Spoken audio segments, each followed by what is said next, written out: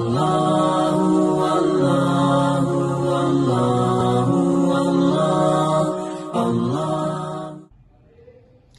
اگر روایتوں کے حوالے سے لیتے ہیں، شعبان کے بارے میں کون کون سی روایات آئی ہیں اور کون کون سی روایات کو ہمارے شارحین حدیث نے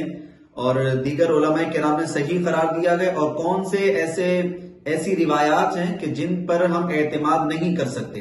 ان روایتوں کو ہم بیان کرتے ہیں۔ وعن اسامہ بن زید رضی اللہ عنہما قال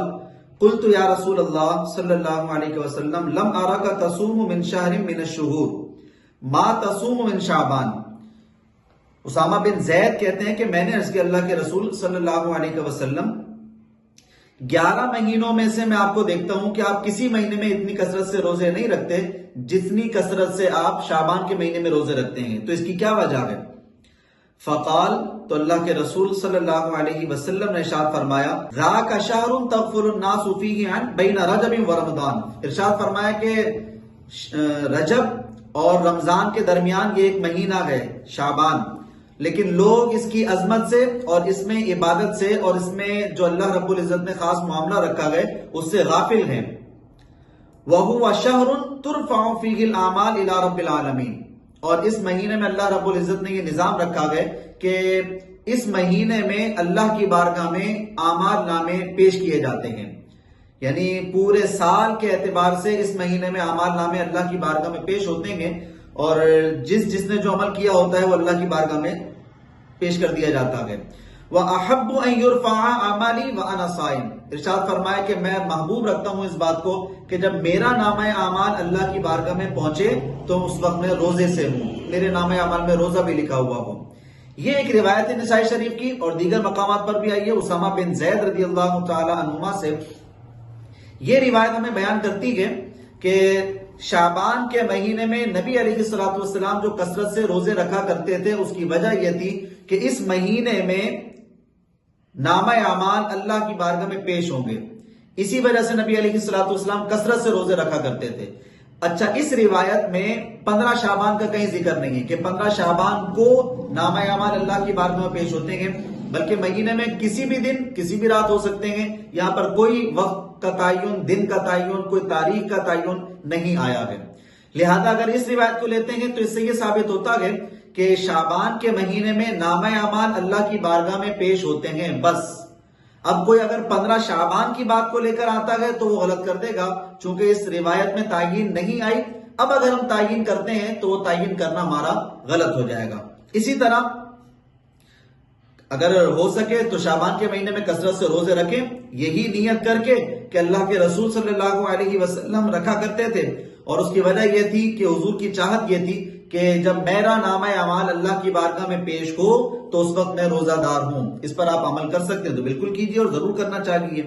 دوسری روایت ہے عن ابی موسیٰ الاشعری رضی اللہ تعالی عنہ عن رسول اللہ صلی اللہ علیہ وسلم، ابو موسیٰ اشعری رضی اللہ تعالی عنہ سے مروی ہے، وہ نبی علیہ الصلوۃ والسلام سے روایت کرتے ہیں ان اللہ لیطلع فی لیلۃ النصف من شعبان فیغفر لجمیع خلقہ الا لمشرک او مشاہن۔ یہ ابن ماجہ کی روایت ہے۔ ابو موسیٰ اشعری رضی اللہ تعالی عنہ اس حدیث کے راوی ہیں اور حدیث نمبر ہے 1390۔ ابو موسیٰ اشعری رضی اللہ تعالیٰ عنہ سے مروی ہے، وہ نبی علیہ الصلوۃ والسلام سے روایت کرتے ہیں بے شک اللہ رب العزت لیلۃ النصف من شعبان، یعنی 15 شعبان کو آسمان دنیا پہ نزول فرماتا ہے۔ فَيَغْفِرُ لِجَمِيعِ خَلْقِهِ، تو تمام مخلوقات کی مغفرت فرما دیتا ہے، إِلَّا لِمُشْرِكٍ او مشاہن، سوائے 2 شخصوں کے، ایک وہ کہ جو اللہ کے ساتھ شرک کرتا ہو اور دوسرا وہ کہ جو مشاہن ہو۔ مشاہن مطلب دین میں ایجادات کرتا ہو، بدعتیں پیدا کرتا ہو۔ ان 2 لوگوں کی مغفرت اللہ رب العزت نہیں کرتا۔ یہ وہ روایت ہے کہ جس کے اندر علماء کرام کے درمیان اختلاف ہوا۔ کئی علماء کرام نے اس کو صحیح قرار دیا اور کئی علماء کرام نے اس کو رد کر دیا، منع کر دیا، اور اس کے اندر وجوہات بھی بیان کی ہیں۔ اول، اس کی سند میں ابن لہیعہ کے نام سے ایک راوی ہے جو درست نہیں ہے۔ اس راوی کی بنیاد پر اس کے اندر علماء کرام منع کرتے ہیں کہ یہ روایت سند کے اعتبار سے درست نہیں ہے۔ دوسری بات لیں تو اب آپ دیکھیے ذرا کہ اس روایت میں بیان کیا جا رہا ہے کہ لیلۃ النصف من شعبان اللہ رب العزت آسمان دنیا پہ نزول فرماتا ہے اور سب کی مغفرت فرما دیتا ہے۔ اب یہ روایت ایک صحیح روایت کے مخالف ہو رہی ہے، جو اس سے زیادہ اوثق روایت ہے اور افقاہ راویوں سے مروی ہو رہی ہے، اور وہ روایت بخاری میں موجود ہے۔ اس روایت میں رسول اللہ صلی اللہ علیہ وسلم ارشاد فرماتے ہیں کہ فی کل لیلۃ، یعنی سال کے ہر رات میں یہ معاملہ ہوتا ہے کہ اللہ رب العزت آسمان دنیا پہ نزول فرماتا ہے اور ہر ایک کے لیے ندائیں فرماتا ہے اور سب کی مغفرت فرما دیتا ہے سوائے دو شخصوں کے۔ اب اگر بخاری کی روایت کو لیتے ہیں جو زیادہ افقاہ راویوں سے مروی ہے، اور وہ روایت ہمیں کہتی ہے کہ پورا سال ہی اللہ رب العزت یہ کام فرماتا ہے، ندا فرماتا ہے اور آسمان دنیا پہ نزول فرماتا ہے ڈیلی۔ یہ روایت کہہ رہی ہے کہ سال میں صرف 15 شعبان کو۔ اب یہ روایت اس روایت سے ٹکرا رہی ہے، چونکہ اس کے راویوں میں بھی مسئلہ ہے، اس لیے اس روایت کو ہمیں چھوڑنا پڑے گا۔ اس لیے راویوں کے اعتبار سے سندن یہ روایت اور متنن دونوں ہی اعتبار سے یہ روایت درست قرار نہیں پا رہی، جس کی بنیاد پر علماء کرام نے اس روایت سے یہ استدلال نہیں کیا کہ 15 شعبان کو کوئی آپ الگ سے فضیلت بیان کریں، اور 15 شعبان کو فضیلت بیان کر کے آپ یہ کہیں کہ 15 شعبان کو اللہ رب العزت آسمان دنیا پہ نزول فرماتا ہے اور سب کی مغفرت فرما دیتا ہے۔ ایسا نہیں کہہ سکتے، اس لیے کہ یہ کام اللہ رب العزت کا روزانہ ہے، وہ روزانہ کی یہ کرم فرماتا ہے کہ آسمان دنیا پہ نزول فرماتا ہے اور وہاں پر ندائیں فرماتا ہے۔ تو اس کو ایک رات سے منسلک کرنا یہ صحیح نہیں ہوگا، جبکہ سندن بھی یہ روایت درست نہیں ہے۔ اب اگر یہی شوق جذبہ ہے تو ٹھیک ہے، 15 شعبان کو بھی اگر کر لیا جائے تو اس میں بھی کوئی حرج کی بات نہیں، لیکن 15 شعبان کو اگر آپ کوئی الگ سے فضیلت دیں گے یا 15 شعبان کے متعلق آپ دیگر راتوں کو الگ کر دیں گے تو وہ کام غلط ہو جائے گا۔ پورا سال ہی اللہ رب العزت یہ کام کرتا ہے، صرف اس ایک دن میں، اس رات میں نہیں کرتا ہے۔ اب یہ جو اعمال نامے اللہ کی بارگاہ میں پیش ہونے کا معاملہ ہے، یہ صرف 15 شعبان کو نہیں ہوتا ہے، بلکہ وقتاً فوقتاً اللہ رب العزت کی طرف سے یہ نظام قائم ہے کہ فرشتے اللہ کی بارگاہ میں ہمارے نامے اعمال پہنچاتے رہتے ہیں۔ وہ ڈیلی کی بنیاد پر بھی جاتے ہیں، صبح و شام جو فرشتے ہمارے پاس آتے ہیں وہ ہمارے اعمال نامے اللہ کی بارگاہ میں لے کر جاتے ہیں، ہمارے اعمال کی خبر اللہ کو دیتے ہیں، حالانکہ اللہ رب العزت جانتا ہے۔ اچھا، اس کے علاوہ پیر اور جمعرات کو ہمارے اعمال نامے یا ہمارے اعمال اللہ کی بارگاہ میں پیش ہوتے ہیں،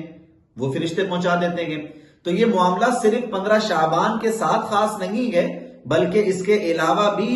ڈیلی کی بنیاد پر بھی ہمارے اعمال اللہ کی بارگاہ میں پیش ہو رہے ہیں، اور اسی طریقے سے پیر اور جمعرات کو بھی ہمارے اعمال نامے اللہ کی بارگاہ میں پیش ہو رہے ہیں، اور یہ نظام اللہ رب العزت نے بنایا ہوا ہے۔ اب مسلم شریف کی ایک روایت ہے، عن ابی موسیٰ الاشعری رضی اللہ عنہ قال قام فینا رسول اللہ صلی اللہ علیہ وسلم بخمس کلمات، نبی علیہ السلام نے ہمیں 5 کلمات، 5 باتیں ارشاد فرمائی ہیں۔ فقال، آپ نے ارشاد فرمایا، ان اللہ عز وجل لا ینام،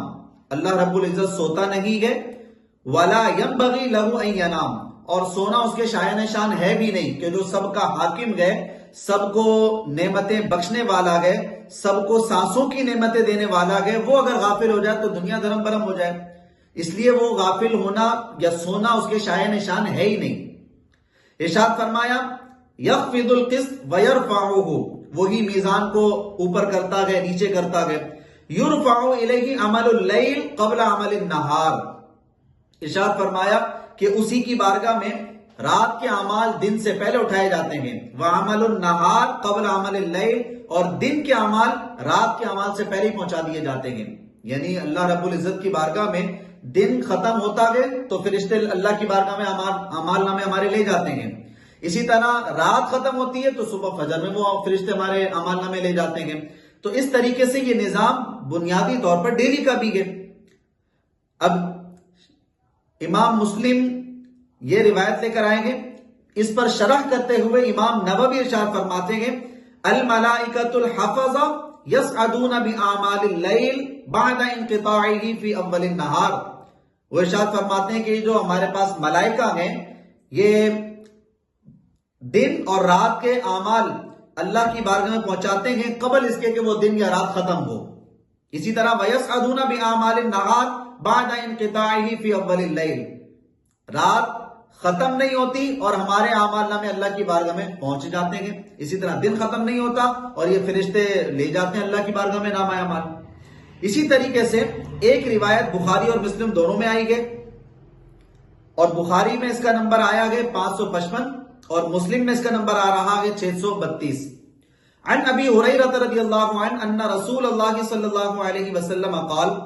ابو ہریرہ اس کے راوی ہیں. نبی علیہ الصلوۃ والسلام ارشاد فرماتے ہیں یتعاقبون فیکم ملائکۃ باللیل وملائکۃ بالنہار. فرمایا کہ کچھ ملائکہ ہیں اللہ رب العزت کی جانب سے، وہ تمہارے پاس دن میں آتے ہیں، اور کچھ ملائکہ ہیں جو رات میں آتے ہیں. وَيَجْتَمِعُونَ فِي صَلَاةِ الْفَجْرِ وَصَلَاةِ الْعَصْرِ. اور صبح کی نماز میں اور شام عصر کی نماز میں یہ ملائکہ جمع ہوتے ہیں. ثُمَّ يَعْرُجُ الَّذِينَ بَاتُوا فِيكُمْ. پھر جن فرشتوں نے تمہارے ساتھ رات گزاری ہوتی ہے، رات کو تمہارے پاس موجود ہوتے ہیں، فَيَسْأَلُهُمْ وَهُوَ أَعْلَمُ بِهِمْ. تو اللہ رب العزت کی بارگاہ میں جب یہ فرشتے جاتے ہیں تو اللہ ان فرشتوں سے سوال کرتا ہے، بتاؤ میرے بندے نے رات میں کیا کیا گیا، کیسے اعمال رہے اس کے. تو وہ جواب دیتے ہیں اللہ کی بارگاہ میں وَهُوَ أَعْلَمُ بِهِمْ، حالانکہ وہ بندوں کے اعمال کو بخوبی جانتا ہے. كَيْفَ تَرَكْتُمْ عِبَادِي، میرے بندوں کو تم نے کس حال میں چھوڑا ہے. فَيَقُولُونَ، تو وہ کہتے ہیں تَرَكْنَاهُمْ وَهُمْ يُصَلُّونَ وَأَتَيْنَاهُمْ وَهُمْ يُصَلُّونَ. رب کائنات کے جب ہم گئے تھے ان کے پاس تب بھی وہ نماز پڑھ رہے تھے، اور جب ہم ان کے پاس سے آئے تو بھی وہ نماز ادا کر رہے تھے. تو اس طریقے سے یہ بنیادی طور پر صبح و شام کی روایات ہیں کہ ڈیلی کے طور پر ہمارے نامہ اعمال اللہ کی بارگاہ میں فرشتے پیش کرتے ہیں. حافظ ابن حجر اسقلانی رحمۃ اللہ علیہ وہ ارشاد فرماتے ہیں ان الاعمال ترفع آخر النہار. ارشاد فرمایا کہ اعمال اللہ کی بارگاہ میں دن کے آخری حصے میں اٹھائے جاتے ہیں. فمن کان حینئذ فی طاعت، جو اس وقت میں نیکیاں کرتا ہے، بورک فی رزقہ وفی عملہ، تو اللہ رب العزت اس کے رزق اور اس کے عمل میں برکت عطا فرماتا ہے. واللہ اعلم. ویترتب علیہ حکمت الامر بالمحافظۃ علیہما والاہتمام بہما، یعنی صلاۃ الصبح والعصر. یعنی اللہ رب العزت کی بارگاہ میں جو یہ صبح کی نماز اور عصر کی نماز کا ذکر آیا ہے، یہ ان کی محافظت کے لیے آ رہا ہے کہ انسان ان نمازوں کی طرف زیادہ توجہ دے. پھر ارشاد فرمایا وَدَلَّتِ السُّنَّةُ عَلَىٰ أَنَّ أَعْمَالَ كُلِّ أُسْبُوعٍ تُعْرَضُ، کہ ہر ہفتے کو اعمال نامے اللہ کی بارگاہ میں پیش ہوتے ہیں. وہ بھی روایت موجود ہے، یہ مسلم کی روایت ہے اور روایت نمبر ہے 2565. عن ابی ہریرہ رضی اللہ عنہ ان رسول اللہ صلی اللہ علیہ وسلم قال. ابو ہریرہ سے مروی ہے، نبی علیہ الصلوۃ والسلام ارشاد فرماتے ہیں تعرض اعمال الناس فی کل جمعۃ مرتین. ہر ہفتے میں اللہ کی بارگاہ میں 2 مرتبہ اعمال نامے پیش ہوتے ہیں، یوم الاثنین و یوم الخمیس. ایک پیر کے دن اللہ کی بارگاہ میں اعمال پیش ہوتے ہیں، دوسرا جمعرات کے دن. فیغفر لکل عبد مؤمن، تو اللہ رب العزت تمام مومنوں کی مغفرت فرماتا ہے، الا عبدا بینہ و بین اخیہ شحناء، مگر وہ شخص کہ جس کے اور اس کے بھائی کے درمیان خلش پیدا ہو چکی ہو اور وہ آپس میں بات چیت نہ کر رہے ہوں، جو ناراض ہو کے بیٹھے ہوئے ہوں، آپس میں دل میں کجی رکھ کے بیٹھے ہوئے ہوں، تو ایسے لوگوں کی اللہ رب العزت مغفرت نہیں فرماتا ہے. تو اب یہ روایت ہمیں سمجھاتی ہے کہ ہفتے میں 2 دن یعنی جمعرات کو اور پیر کو اللہ کی بارگاہ میں اعمال نامے پیش ہوتے ہیں. تو صرف اعمال نامے 15 شعبان کو نہیں پیش ہوتے، اعمال نامے صرف شعبان میں نہیں بلکہ اعمال نامے ڈیلی کی بنیاد پر صبح بھی پیش ہو رہے ہیں، شام بھی پیش ہو رہے ہیں. اسی طریقے سے پیر اور جمعرات یہ 2 دن کو بھی پیش ہو رہے ہیں. تو یہ مختلف اللہ رب العزت کی بارگاہ میں اعمال نامے پیش ہوتے ہیں، صرف شعبان کے مہینے میں پیش نہیں ہوتے. تو اگر شعبان کے مہینے میں پیش ہونے کے لیے توجہ ہوتی ہے ہماری کہ بھئی اس مہینے میں اعمال نامے اللہ کی بارگاہ میں جائیں گے اور ہونی چاہیے، تو اس کے ساتھ ساتھ پھر پیر کو بھی ہونی چاہیے اور جمعرات کو بھی ہونی چاہیے. ہر صبح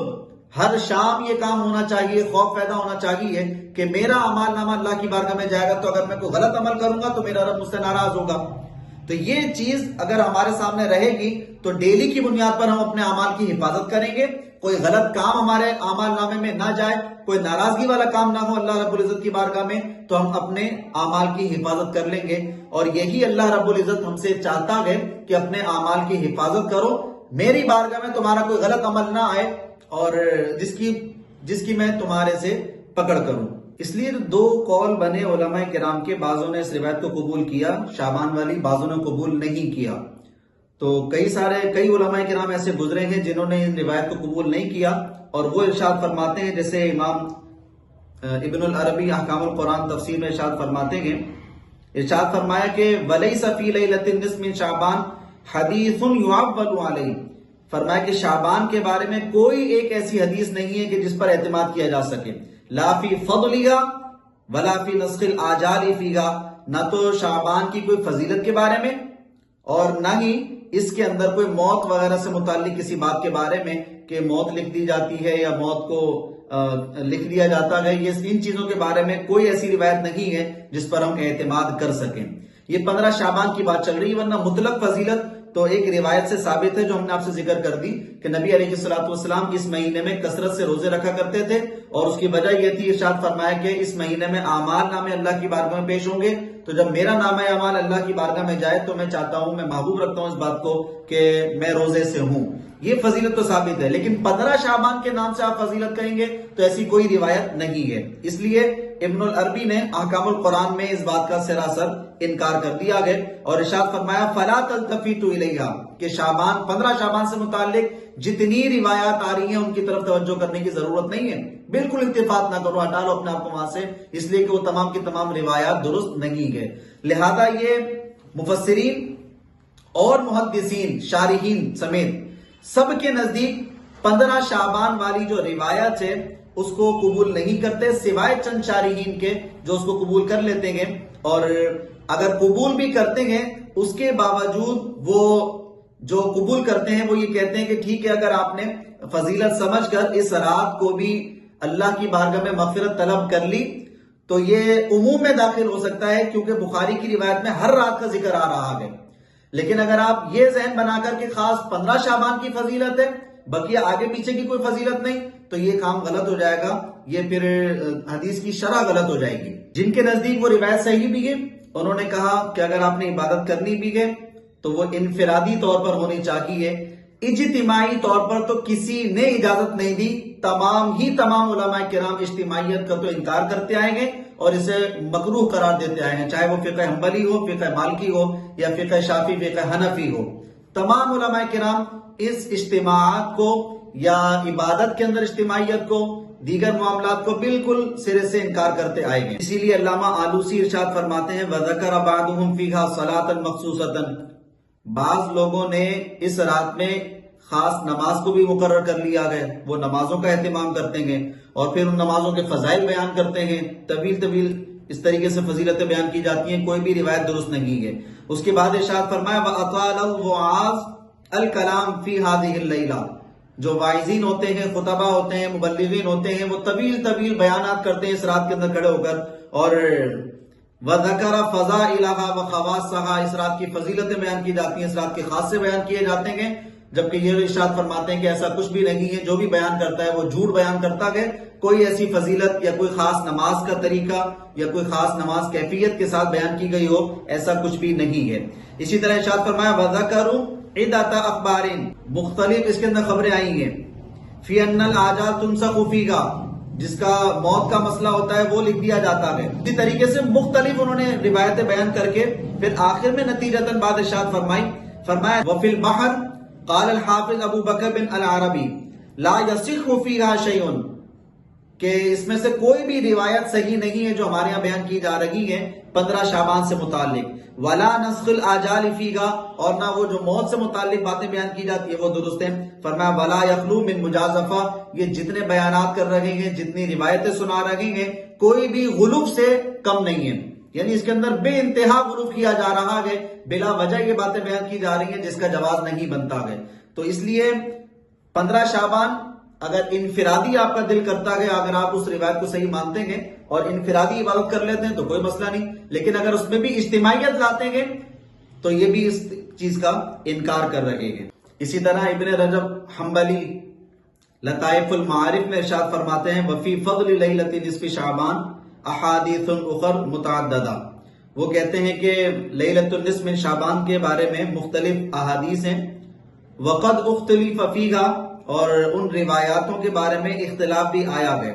فضاعفها الاکثرون، اکثر محدثین نے، شارحین نے اور جرح و تعدیل کے علماء نے اس روایت کو صحیح قرار نہیں دیا ہے، وصححها ابن حبان بعضها، ان روایتوں میں سے بعض روایت کو ابن حبان نے یا دیگر علماء کرام نے صحیح قرار دیا ہے، اور یہ بات ہم آپ سے پہلے ذکر کر چکے ہیں کہ مختلف علماء کرام گزرے ہیں جو روایت کے قائل بھی ہیں اور روایت کے قائل نہیں بھی ہیں، لیکن جو قائل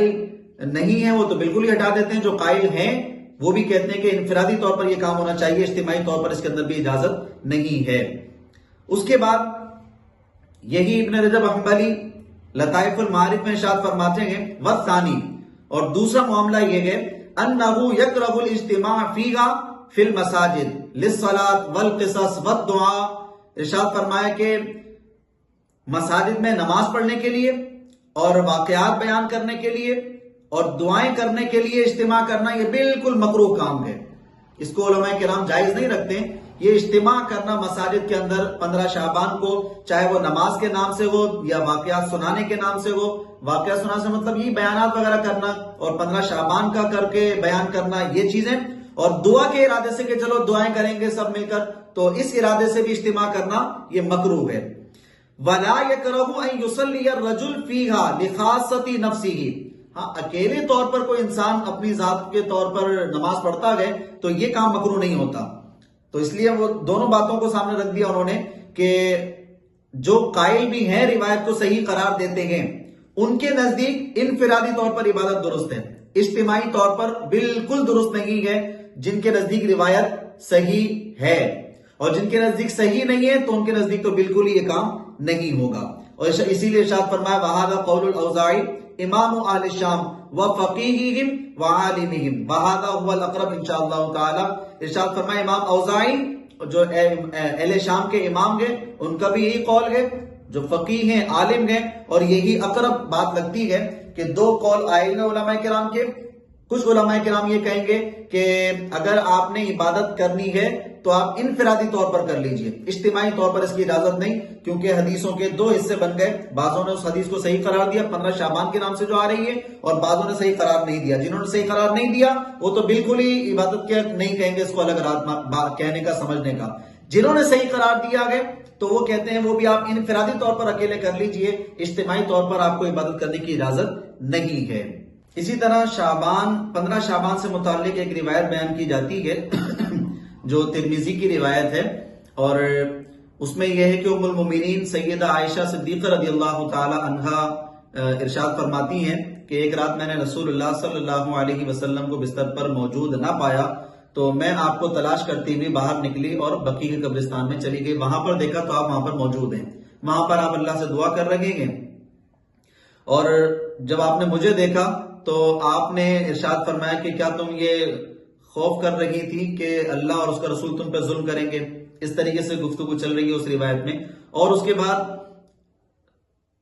حدیث میں آ رہا ہے اسی روایت میں کہ نبی کریم صلی اللہ علیہ وسلم نے ارشاد فرمایا عائشہ یہ 15 شعبان کی رات ہے، اور اس رات اللہ رب العزت آسمان دنیا پہ نزول فرماتا ہے اور بنی کلب کی بکریوں کے بالوں سے زیادہ لوگوں کی مغفرت فرما دیتا ہے۔ یہ روایت بیان کی جاتی ہے، اور اس روایت سے استدلال کر کے ثابت کیا جاتا ہے 15 شعبان کو ہم اجتماع کریں گے، 15 شعبان کو ہم دعائیں کریں گے، 15 شعبان کو ہمارے یہ کام ہوگا، یہ کام ہوگا، یہ تمام کام 15 شعبان کو کرنے کا ارادہ، اور پھر یہ روایت سنا دی جاتی ہے۔ بڑے ہی مؤدبانہ اور معصومانہ طریقے سے میں عرض کرنا چاہتا ہوں کہ جو بھی یہ روایت سنا رہے ہیں ترمذی کی، تو وہ تھوڑا سا انصاف کر لیجئے،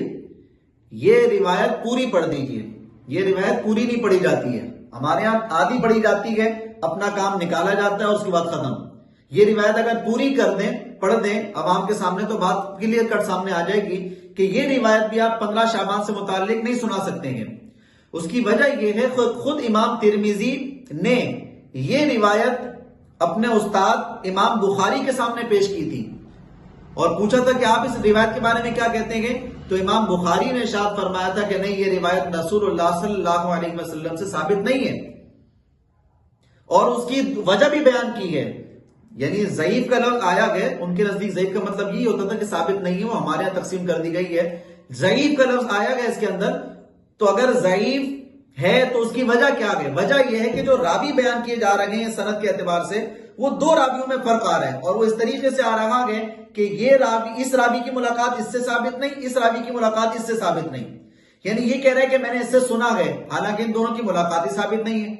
یہ کہہ رہا ہے کہ میں نے اس سے سنا ہے، ان دونوں کی بھی ملاقات ثابت نہیں ہے۔ تو اس طریقے سے یہ چونکہ بیچ میں دو راویوں کی ملاقات ثابت نہیں ہے، اور وہ کہہ رہا ہے کہ میں نے اس سے سنا ہے، تو یہ معاملہ تو بالکل ہی جھوٹ پر مبنی ہو جاتا ہے، اس لیے اس روایت کو قبول نہیں کیا جا سکتا ہے۔ تو اس لیے ہمارے دیگر ائمہ نے